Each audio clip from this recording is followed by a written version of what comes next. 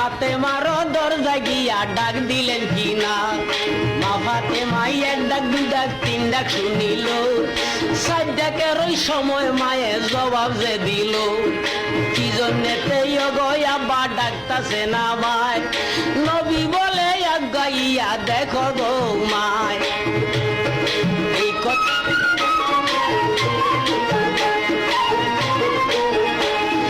নবী বলছেন আগাইয়া দেখো গো মা। কথা শুনা বলছেন তখন বিবি ফাতেমা, আপনার সঙ্গে দেখা করতে আমার সাধ্য নাই। বাবা গো মাটির একটা গর্ত কইরা আসি যে লুকাই,